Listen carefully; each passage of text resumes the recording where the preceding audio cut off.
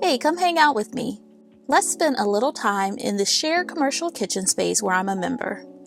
This video is a little different from my usual content, but I hope you could watch along and enjoy it just as much. Tonight, my kitchen time starts at 10 p.m. and I've scheduled 3 hours. This is the kitchen space I'll be using. There are actually 2 kitchen spaces, one for catering and one for baking. I prefer the baking kitchen, though I've used the other kitchen in a pinch. One of the first things I do when I arrive is grab a pack of towels and a bag for the trash. I get the 3-compartment sink going as well because it takes a while to fill up.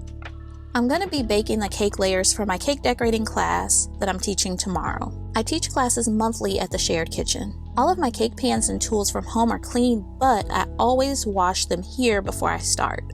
I don't keep my cake pans and tools at the kitchen because I have very limited storage space. Speaking of storage, let me show you my storage bin. This is where I keep all of my non-perishable supplies.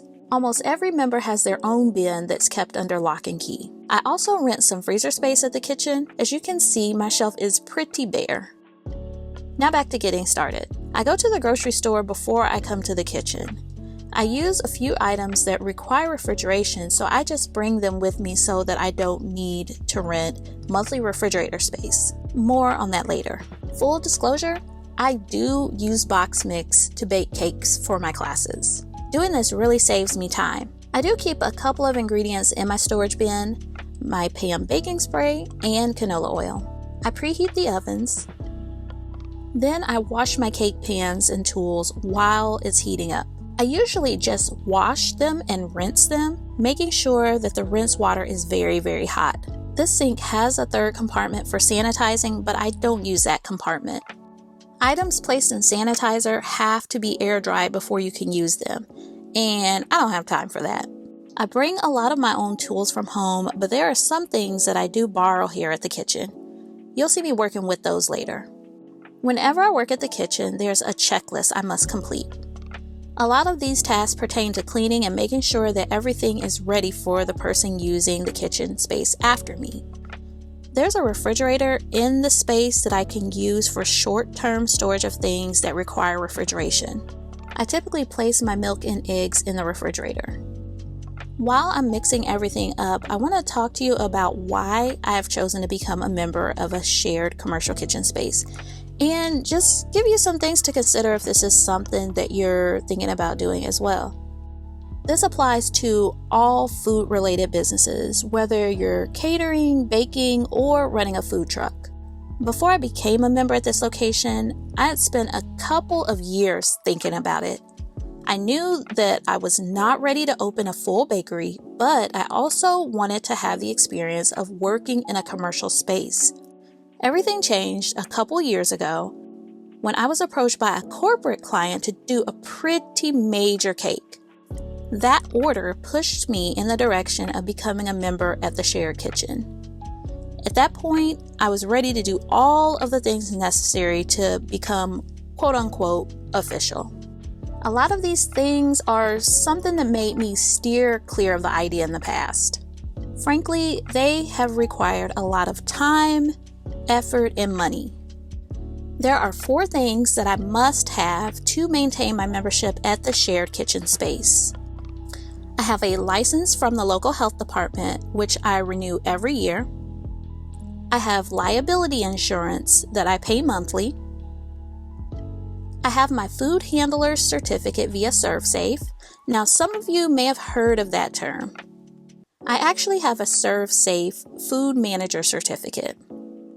Just this part alone required me to take a class and then sit for a written exam the same day. I paid for the class and the exam. The good thing is that this certificate is valid for 5 years. And finally, I have a retail merchant certificate for my state. This allows me to sell products and collect tax. Additionally, I pay a monthly membership fee to the shared kitchen. This allows me to get a set number of kitchen and dining room hours per month. If I exceed my allotment of hours, I have to pay an hourly fee for kitchen and dining room time. There are also fees for storage, Remember the bin and the spot on the shelf in the freezer? Yeah, I have to pay for those. It has been quite a commitment. So those are some things to think about if you're considering taking your baking business to the next level. For me, it's really been a continuous journey. Now I'm prepping my cake pans. One item that's been a game changer are these 8-inch round parchment circles. I purchased these on Amazon and I don't really understand why I had not been using them sooner. I used them in a combination with my non-stick baking spray. They fit perfectly into my 8-inch round pan. I'm linking them in the description, so check these out if you're interested in these after watching this video. Now I pour the batter into my pans and wave a butter knife through the batter to remove air bubbles.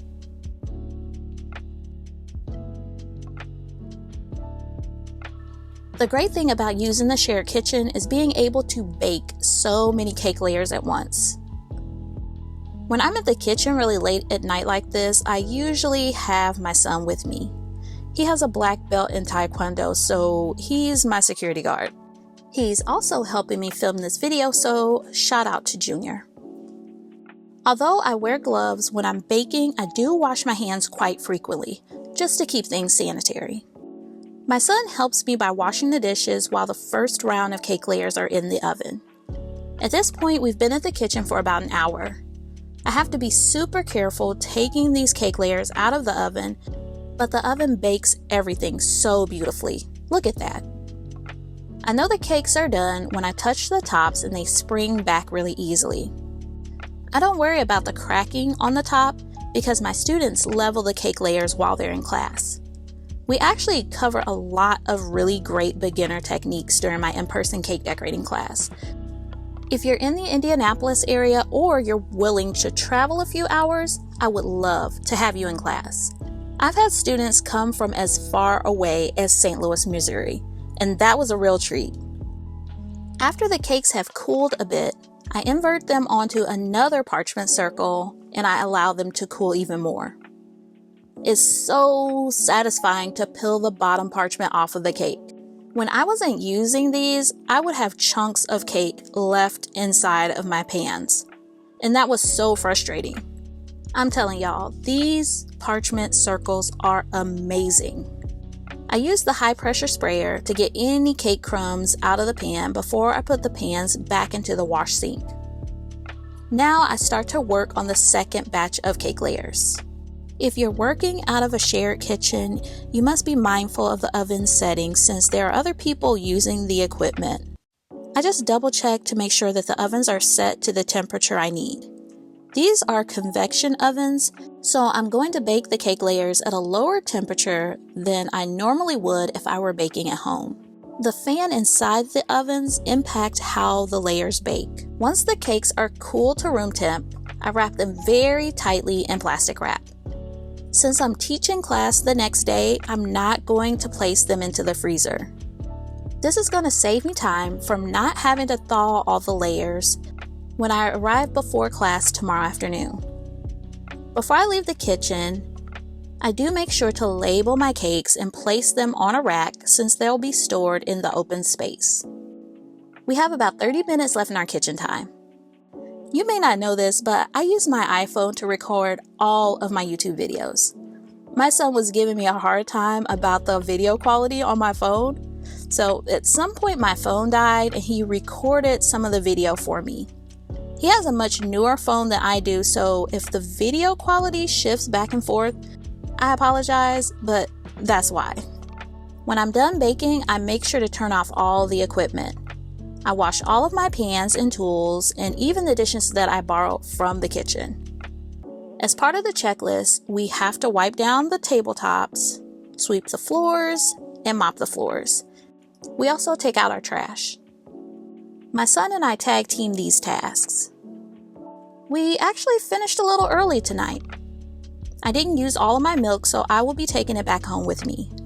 If you're curious about shared commercial kitchens, leave a question in the comments below and I'll answer them for you.